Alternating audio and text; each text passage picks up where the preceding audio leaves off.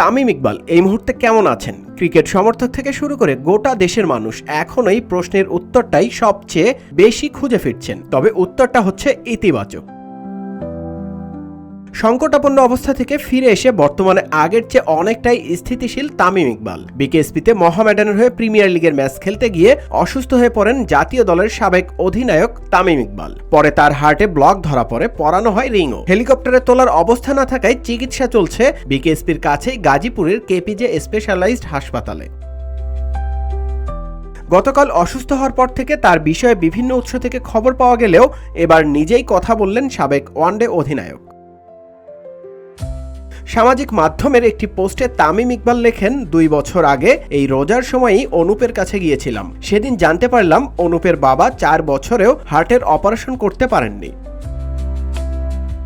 হৃদয়ের স্পন্দনই আমাদের বাঁচিয়ে রাখে, কিন্তু এই স্পন্দন যে কোনো ঘোষণা না দিয়েই থেমে যেতে পারে এই কথাটি আমরা বারবার ভুলে যাই। গতকাল দিনটি শুরু করার সময় আমি কি জানতাম আমার সাথে কি হতে যাচ্ছে? বিপদের সময় পাশে দাঁড়ানো মানুষদের অবদান উল্লেখ করে তিনি বলেন, আল্লাহ তাআলার অশেষ রহমত আর সকলের দোয়ায় আমি ফিরে এসেছি। আমার সৌভাগ্য, এই বিপদের সময় আমি পাশে কিছু অসাধারণ মানুষকে পেয়েছিলাম, যাদের বিচক্ষণতা ও আপ্রাণ চেষ্টায় আমি এই সংকট কাটিয়ে ফিরে এসেছি। কিছু ঘটনা আমাদের বাস্তবতা মনে করিয়ে দেয়, জানিয়ে দেয় যে জীবন আসলে কতটা ছোট। আর এই ছোট জীবনে আর কিছু করতে না পারি, সবাই যেন একে অপরের বিপদে পাশে দাঁড়ায়, এটি আমার অনুরোধ।